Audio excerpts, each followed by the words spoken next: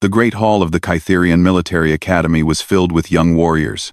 Their bright eyes looked up at the stage where Commander Zethkar stood. His 4 arms were covered in scars from battles across the galaxy. Each mark told a story of victory. His chest was heavy with medals that caught the light from above. The young cadets whispered among themselves. They had heard stories about Commander Zethkar. He was a legend. He had fought the crystal creatures from the Dark Nebula. He had destroyed the metal machines that tried to take over the Outer Rim. He had won wars that others said could not be won. Zethkar looked out at the crowd. These young ones would soon fight their own battles.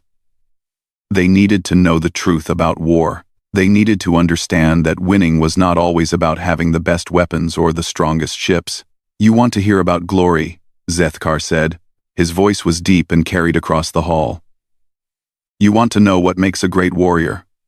I will tell you. But first, let me ask you something.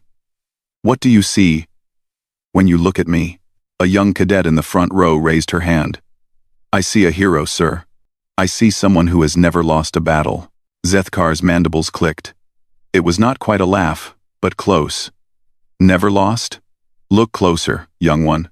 The cadet squinted at his chest. Among all the bright medals and ribbons, there was something different. A small pendant hung from a simple chain. It was not made of the fine metals that decorated his other awards. It looked like it was made from some common material. Blue and green colors swirled together in the metal. "What is that one, sir?" she asked. The hall became quiet. Zethkar's expression changed. His eyes grew distant, as if he was seeing something far away. His hands moved to touch the small pendant. "This," he said slowly, "is from a place called Earth. And it reminds me of the only war I ever lost." The young cadets looked at each other in confusion. Earth was not on any of their star charts. They had never heard of this place in any of their lessons. How could the great Commander Zethkar lose to some unknown world? Another cadet spoke up. "But sir, Earth is not in our database of major military powers. Surely the mighty hegemony could not be defeated by some primitive world." Zethkar's laugh was bitter now. It was a sound that made the young warriors uncomfortable. They had expected to hear stories of conquest and glory. Instead, they saw something they had never seen before. They saw doubt in their hero's eyes. "Sit down, all of you," Zethkar said. "Let me tell you about the most dangerous creatures I have ever faced.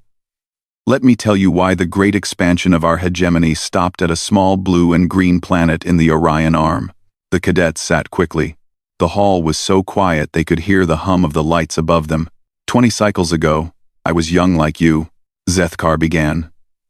"I believed that our technology made us superior. I believed that our weapons and our ships could conquer anyone. I had fought the crystal hives. I had destroyed the void swarms. I had crushed the machine collectives. Every enemy we faced either submitted or died. It was that simple." He walked to the large window that looked out at the academy grounds. Young warriors were training below. They moved through combat exercises with precision and skill. Then our scouts found something interesting. Radio signals coming from a system at the edge of known space. The signals were primitive. Simple electromagnetic noise. According to our analysis, the beings sending these signals had barely learned to leave their own planet. They had no energy weapons, no force fields, no faster-than-light travel. Zethkar turned back to face the cadets. It should have been routine. We had done it 1,000 times before. Arrive, assess the species, offer them the choice to join the hegemony or face destruction. Most chose to join. The few that refused were dealt with quickly. "But these humans were different?" asked a cadet. "Different does not begin to describe them," Zethkar replied. "When our diplomats arrived at their world, we followed standard protocol. We showed them our ships. We demonstrated our weapons. We explained that resistance was pointless. Then we gave them the same choice we give everyone. Submit and serve the hegemony, or face complete destruction." The commander paused. He seemed to be remembering something painful. Their response was broadcast across all frequencies. Every human on their planet heard it. Every ship in our fleet heard it. Do you know what they said? The cadets shook their heads. They said 3 words. Just 3 simple words that changed everything. Zethkar's voice dropped to almost a whisper. They said, "Come and take it." Tupli. Just 3 simple words. One of the young warriors laughed nervously. Surely they did not understand what they were facing, sir. Oh, they understood perfectly, Zethkar said. They had studied our ships while we talked. They had analyzed our weapons during the demonstration. They knew exactly how outmatched they were, and they chose to fight anyway. That makes no sense, said another cadet. Why would they choose death over service? Service to the hegemony brings peace and prosperity. Zethkar looked at the young warrior for a long moment. That is what I thought too. I could not understand it. In all my battles, when faced with superior force, intelligent beings chose to live. They chose to serve rather than die. It was logical.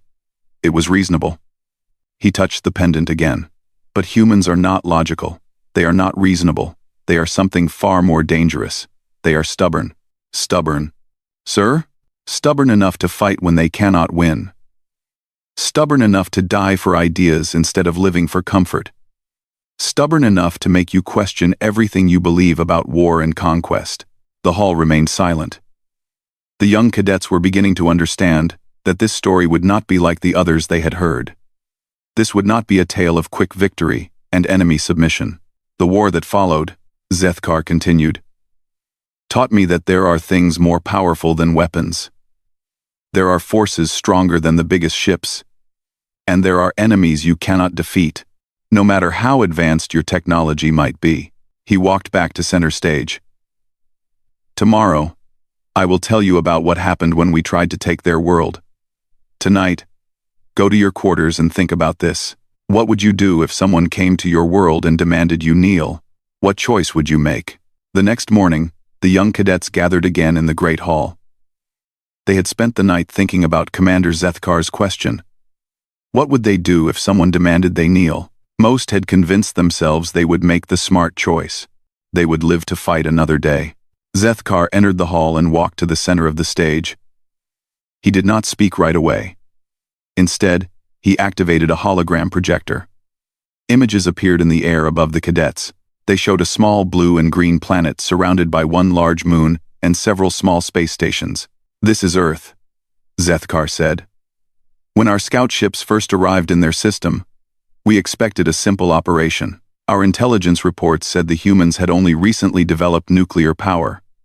Their fastest ships used chemical rockets. They had no energy shields or plasma weapons. The hologram changed to show human spacecraft. The cadets laughed when they saw them. The ships looked like metal tubes with fire coming out the back. They were crude and primitive compared to hegemony vessels. I know what you are thinking, Zethkar said. I thought the same thing. How could these simple beings pose any threat to our advanced fleet? Our smallest scout ship had more firepower than their largest battleship. A young cadet raised his hand. Sir, how did first contact go? Did they attack immediately? No, Zethkar replied. They were actually quite polite at first. When our diplomatic ship entered their solar system, they sent small craft to escort us. They showed us where to park our ships. They even offered to give us a tour of their space stations. The commander walked around the stage as he spoke. Their diplomats came aboard our flagship. They were small creatures. Only 2 arms. No natural weapons or armor. They looked fragile and weak, but they were curious about everything. They asked questions about our technology. They wanted to know about other worlds we had visited.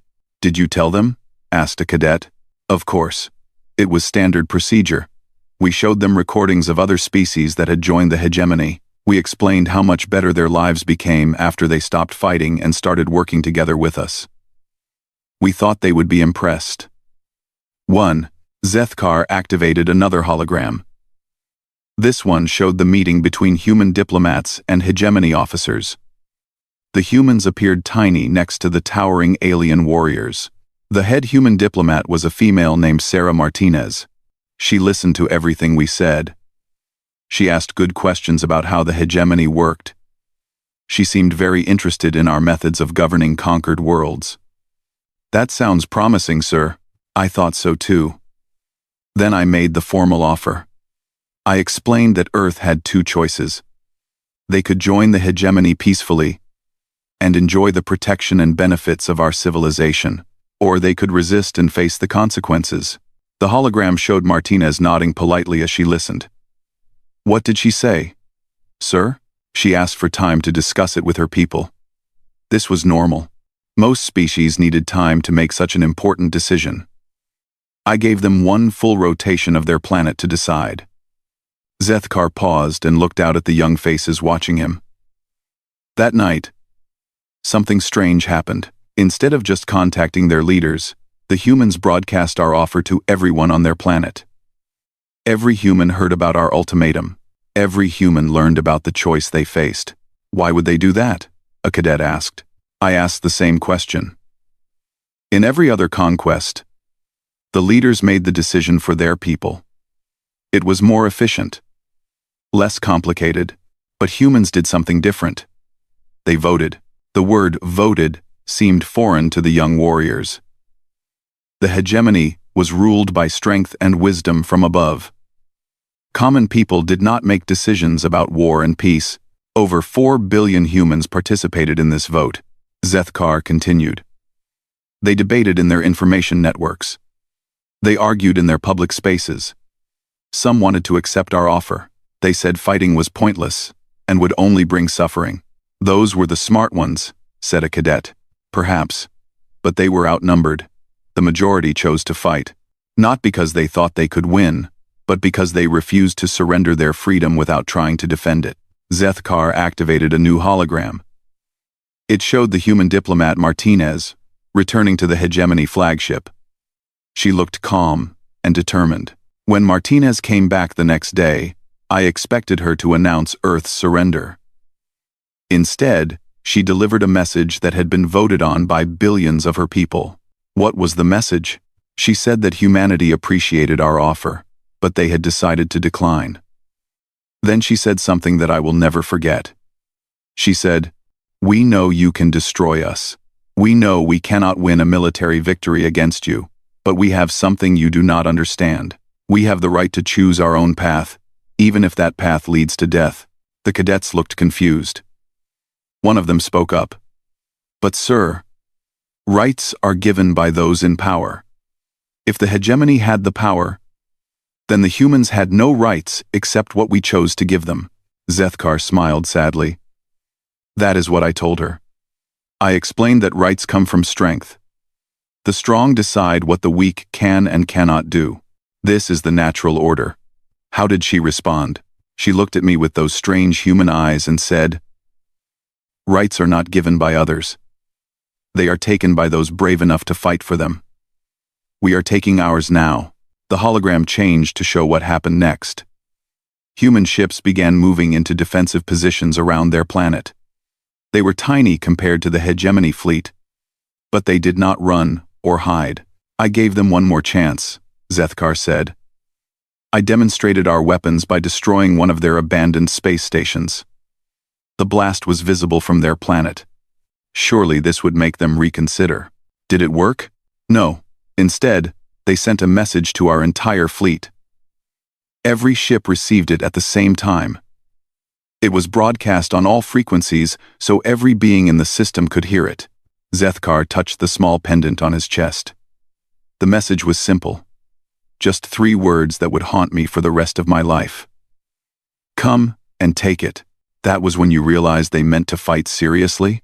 That was when I realized I was dealing with a completely different kind of enemy. Every species we had ever conquered eventually showed fear when faced with our superior power. The humans showed something else entirely. What did they show, sir? Defiance. Pure, stubborn, unreasonable defiance. They knew they would probably die, but they chose to make us work for every victory. They chose to make us pay a price for taking their world. Zethkar looked out at the young warriors. That was my first lesson about humans. They do not fight because they think they can win. They fight because they believe some things are worth fighting for, even when victory is impossible. What happened next, sir? Next, we learned that humans are much more dangerous than they appear. On the third day, Commander Zethkar stood before the cadets again. The young warriors had been talking among themselves about the previous stories. Some still believed that primitive humans could not pose a real threat to advanced hegemony forces. Today I will tell you about the siege of Luna, Zethkar began. Luna was Earth's moon. The humans had built mining stations and research facilities there. Our intelligence said it was defended by only a few hundred humans with basic weapons. He activated the hologram projector. The image showed a gray, rocky moon with several domed structures on its surface. High Command decided that Luna would be our first target. We would take it quickly and use it as a base to attack Earth. The humans would see that resistance was pointless. A young cadet raised her hand. How many ships did you send, sir? I commanded a battle group of 12 heavy cruisers and 30 assault ships. We had enough firepower to destroy everything on the moon's surface in minutes. The plan was simple. Land. Secure the facilities. Capture any humans for questioning. The hologram changed to show the massive hegemony fleet approaching the small human outposts. The difference in size was enormous. The human structures looked like toys next to the alien warships. What went wrong? Asked a cadet. Everything, Zethkar replied. The first thing we noticed was that the humans had evacuated most of their people.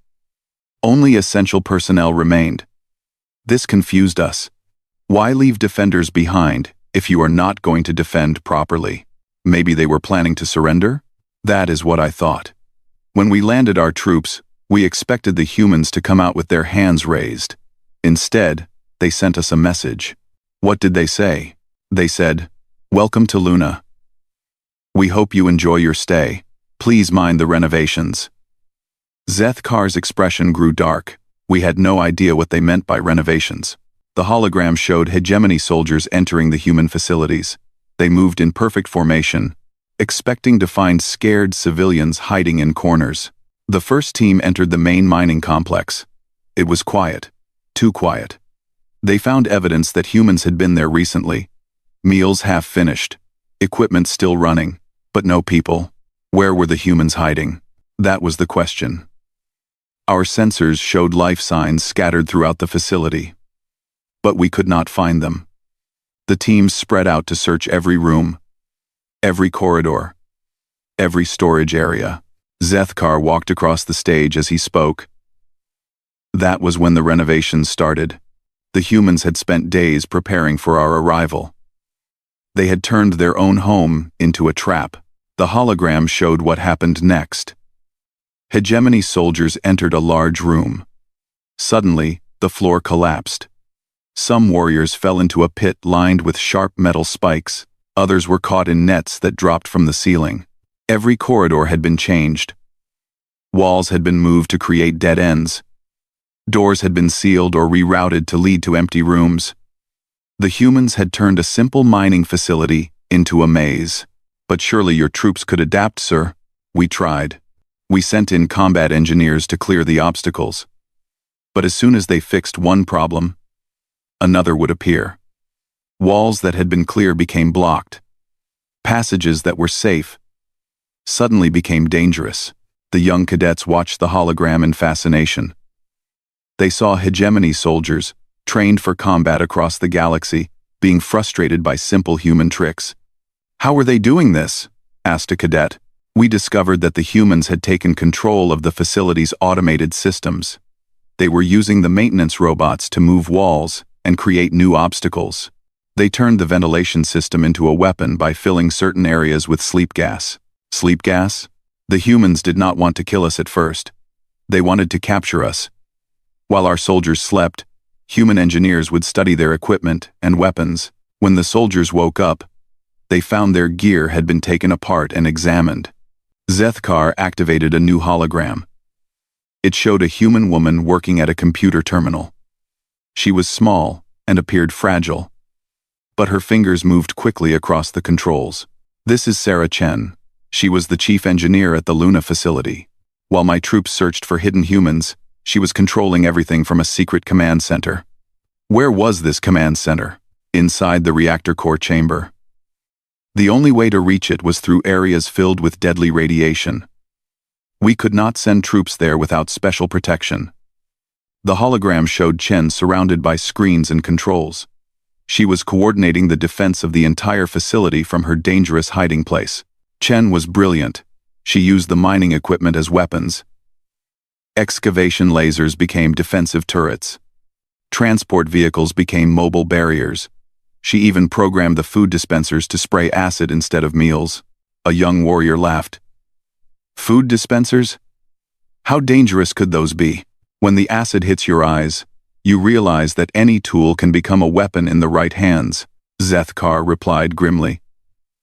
But Chen's greatest weapon was something we had never faced before. What was that, sir? Time. She made everything take longer than it should. What was supposed to be a quick capture became a long siege. Every room we cleared took hours.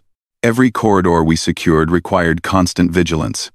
My troops became frustrated and tired. The hologram showed hegemony soldiers moving slowly through the facility. They checked every corner for traps. They tested every door before opening it. What should have been a swift assault became a careful crawl. Meanwhile, Chen was learning about us. Every time we used our weapons, she analyzed the energy patterns. Every time we communicated, she listened to our frequencies. She was turning our own technology against us. How long did the siege last? Weeks. My superiors demanded to know why a few hundred primitives were holding up an entire battle group. I had no good answer. According to all military theory, the humans should have surrendered or died on the first day. Zethkar touched his pendant again. Then Chen made a decision that changed everything. She realized that we would eventually break through her defenses. She could not hold out forever. Did she surrender? No. She chose something else, something that still gives me nightmares. The hologram showed Chen standing in the reactor chamber. Warning lights were flashing around her. She sent a message to my flagship. She said, "Tell your people that we were here. Tell them that we mattered. Tell them that we chose this." Chose what? She overloaded the reactor core. The explosion destroyed the entire facility, 3 of my cruisers, and took my best assault teams with it. Chen died in the blast, but she made sure we paid a heavy price for taking Luna. The hall was silent. The young cadets stared at the hologram in shock. They could not understand why someone would choose death over capture. "But sir," one of them finally said, "what did she accomplish?" "You still took the facility. She took the facility with her when she died. More importantly, she sent a message to every human in the solar system. She showed them that the mighty hegemony could be hurt. She proved that humans could make us bleed." Zethkar turned off the hologram. That night, I sat in my command chair and realized something terrible. We were not fighting soldiers. We were fighting people who believed in something stronger than their own lives. What did they believe in, sir? They believed that some things are worth dying for. They believed that freedom is more important than survival. They believed that their actions mattered, even if they did not live to see the results. The commander looked out at the young faces staring at him. Sarah Chen died on Luna, but her example inspired thousands of other humans to fight just as hard. The siege that was supposed to last hours became the beginning of a war that lasted years. What happened after Luna fell? After Luna, I learned that humans do not think the way we do. They do not calculate odds and make logical decisions. They fight with their hearts instead of their minds, and that makes them the most dangerous enemy in the galaxy. The 4th day brought darker clouds over the academy. Commander Zethkar noticed that his young audience looked troubled. The previous stories had shaken their faith in hegemony superiority. Today would test that faith even more. After Luna fell, I thought the worst was over, Zethkar began. We had learned that humans would fight hard for their territory, but they were still primitives with inferior technology. We just had to be more careful. A cadet raised her hand. Did the humans give up after losing Luna? Give up? Zethkar laughed bitterly. No, young one. That was when they really began to fight. He activated the hologram projector. The image showed human spacecraft. But they looked different now. Instead of the crude chemical rockets from before, these ships had strange new designs. 3 months after Luna, we encountered human ships that should not have existed. They had energy shields. They had plasma weapons. They had faster-than-light drives that our scientists said were impossible for such a young species. How did they develop such technology so quickly? They stole it. But not in the way you might think. The hologram showed the wreckage of a hegemony cruiser floating in space. The humans salvaged everything they could from our destroyed ships. Then they did something remarkable. Zethkar paused for effect. They improved our designs. The young warriors looked confused. One spoke up. How could primitives improve hegemony technology? That is what I wondered. Our engineers had spent centuries perfecting those systems. How could beings who had barely reached their own moon make them better? The hologram changed to show human engineers working on salvaged alien equipment. They took apart every component, studying how it worked. The answer was simple. Humans think differently than we do. We follow traditional methods. We build on what came before. Humans ignore tradition when it gets in their way. Can you give us an example? Our shields were designed to stop energy weapons and projectiles. They worked perfectly for thousands of years against every enemy we faced. But humans found a weakness. The hologram showed a human ship approaching a hegemony vessel. Instead of firing weapons, it released a cloud of tiny metal particles. They created microscopic drones that could pass through our shields. Each drone carried a small explosive charge. When thousands of them reached our hull at the same time, the hegemony ship in the hologram exploded from the inside. But that was just the beginning. The humans studied our communication systems and learned to intercept our battle plans. They analyzed our ship movements and predicted where we would attack next. Zethkar walked to the window and looked out at the training grounds. 6 months into the war, something happened that changed everything. A human strike team captured one of our data cores. What was in the data core? Everything. Battle plans, ship designs, personnel files, political structure, economic systems. The complete blueprint of how the hegemony operated. The young cadets looked worried. One asked, what did they do with this information? They used it to think like us. Within weeks, human tacticians were anticipating our strategies before we implemented them. They knew which systems we would attack. They knew how we would deploy our forces. The hologram showed a space battle where human ships seemed to know exactly where hegemony vessels would appear. They were waiting with perfect ambushes, but the real shock came when humans began doing something unprecedented. They started communicating with other species in hegemony space. What do you mean? The humans discovered that not everyone in the hegemony joined willingly. Many species had been conquered just like Earth was supposed to be. The humans reached out to them. Zethkar activated a new hologram. It showed various alien species working alongside humans on captured ships. This violated everything we knew about galactic politics. Species that had been enemies for centuries were working together under human leadership. How was this possible? A cadet suggested, maybe they threatened these species? No, they offered them something the hegemony never had. True partnership instead of domination. The humans treated other species as equals, not as servants. The hologram showed a mixed crew of humans and aliens planning an attack together. They were clearly cooperating, not following orders. One of these new allies was a crystalline engineer named Vexhai. The crystallines had been conquered 50 years before. They served the hegemony as technical specialists, but they had never forgotten their independence. What did this Vexhai do? She taught the humans how to modify crystalline communication technology.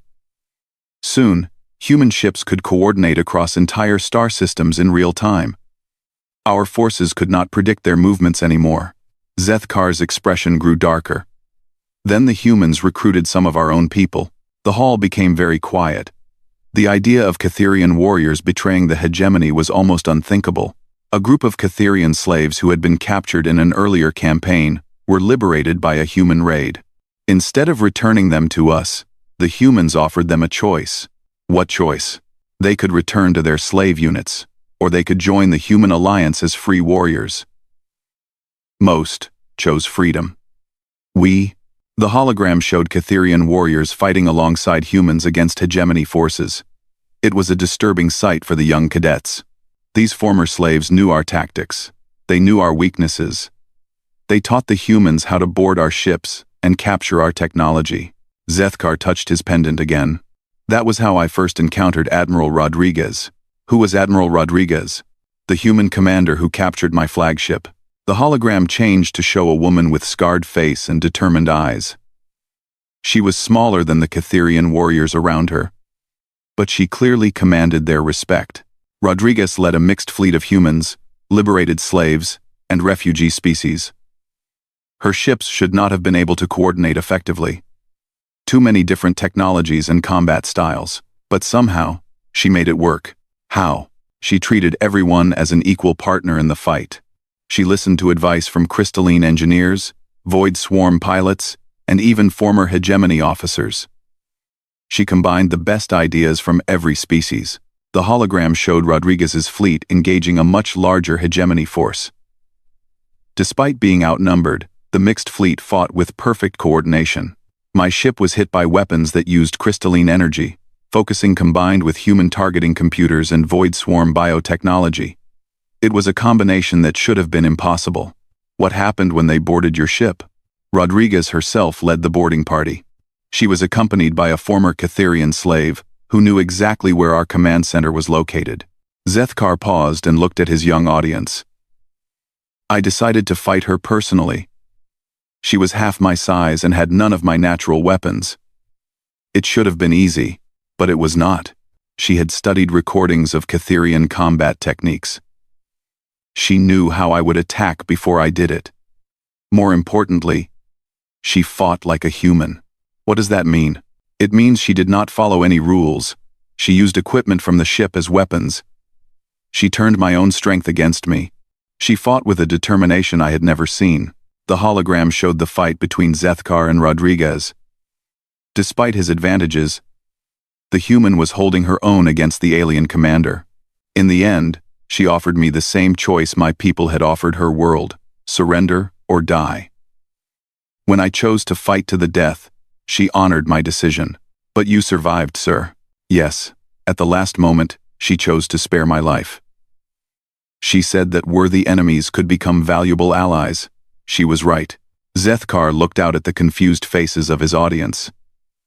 Tomorrow, I will tell you how the war ended, and why I wear this pendant from Earth. On the final day, Commander Zethkar entered the hall to find his young cadets already waiting. Word had spread throughout the academy about his unusual stories. Even senior officers had come to hear how the Great War had ended. Zethkar walked slowly to the center of the stage.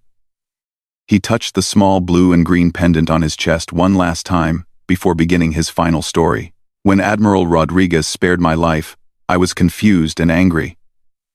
In my culture, defeated enemies are either killed or enslaved. She chose neither option. A young cadet raised her hand. What did she choose instead? She chose to heal my wounds and send me back to my own fleet with a message. What was the message? She said that the war could end at any time. All the hegemony had to do was stop trying to conquer Earth and leave the humans alone. In return, Earth would not seek revenge for the attacks on their territory. The young warriors looked puzzled. One spoke up. But sir, that sounds like surrender. Why did the hegemony not accept immediately? Zethkar smiled sadly. Because we did not understand that we were losing. He activated the hologram projector. The image showed star maps with battle positions marked across multiple systems. From our perspective, we still held military superiority. We had more ships, better technology, and vast resources. The humans controlled only a few systems around their home world. So why did Rodriguez think you would accept her offer? Because she understood something that took me years to learn. Wars are not won by counting ships and weapons. They are won by breaking the enemy's will to fight. The hologram changed to show casualty reports and resource consumption charts. After 2 years of fighting humans, hegemony losses were enormous. Not just ships and soldiers, but something more important. What was more important than ships and soldiers? Belief. Our warriors had always believed that hegemony victory was inevitable. Against humans, that belief was dying. Zethkar walked around the stage as he explained. Every battle with humans cost more than it should. Every victory was incomplete. Every defeat taught them new ways to hurt us.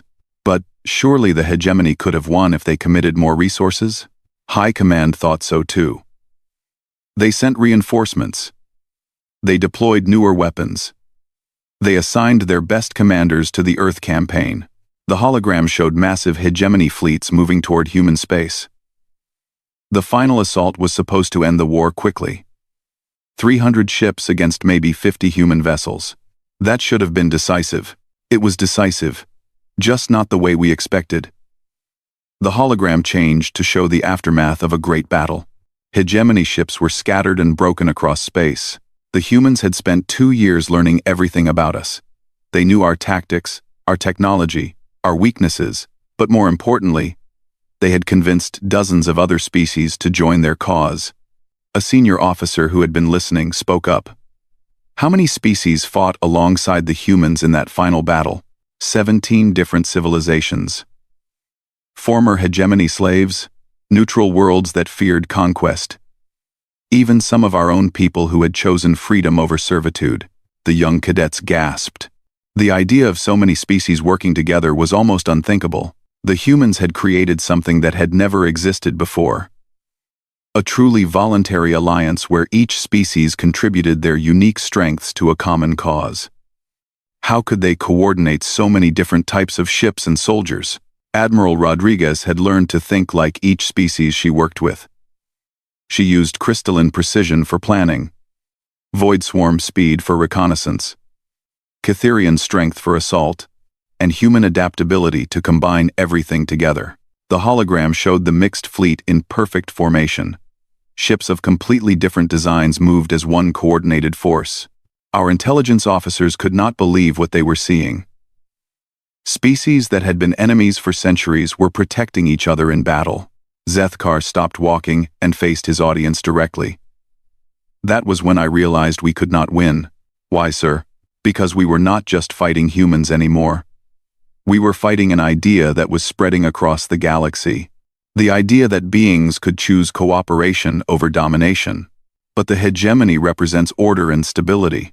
The hegemony represents control through force. What the humans offered was partnership through choice. And choice, it turns out, is more powerful than force. The hologram showed the final moments of the great battle.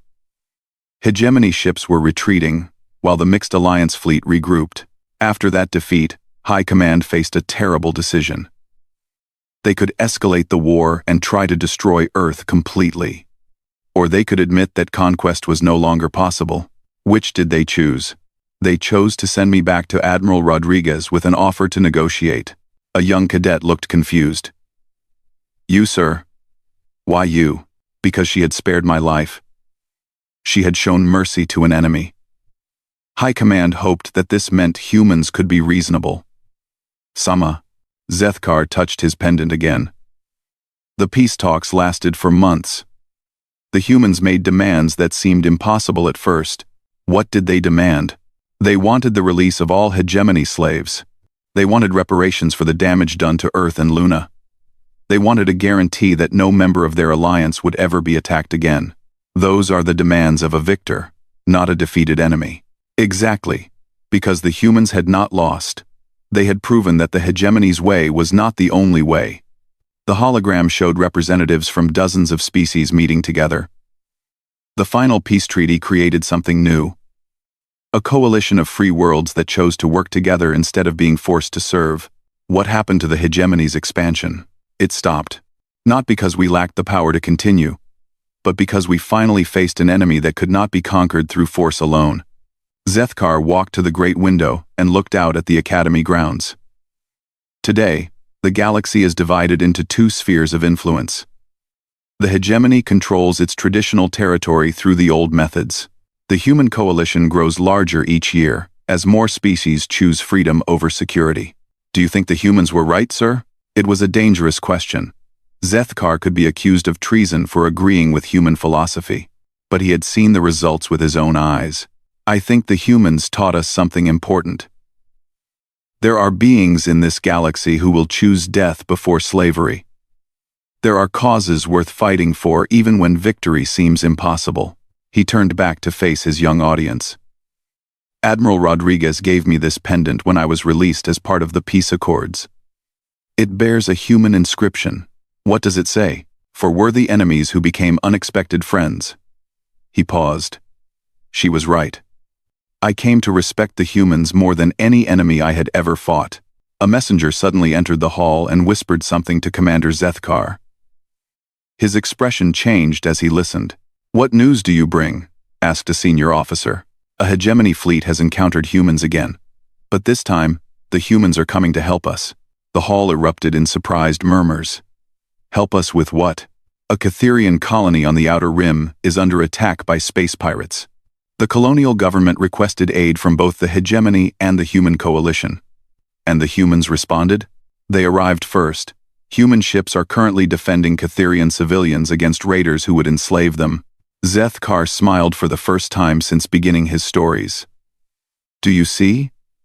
This is what I learned from fighting humans. They do not just protect their own people, they protect anyone they consider worth protecting. Even former enemies? Especially former enemies, because humans believe that every being has the right to choose their own path. Even us. The commander looked out at the confused and thoughtful faces of his young audience. When you graduate from this academy, you will serve in a galaxy that is very different from the one I grew up in. You will encounter species that have chosen cooperation over conquest. You will meet beings who fight for ideas instead of territory. What should we do when we meet them? Listen to them. Learn from them. Remember that strength is not just about having better weapons. True strength comes from protecting others, not conquering them. Zethkar touched his pendant one final time. The humans taught me that there are some enemies you cannot defeat because they are fighting for something stronger than themselves. When you meet such people, the wisest choice is to make them your friends instead. As the young cadets filed out of the hall in thoughtful silence, news continued to arrive from the Outer Rim. Human and hegemony ships were fighting side by side against the pirates. Former enemies had become allies in defense of innocent lives. The galaxy was changing.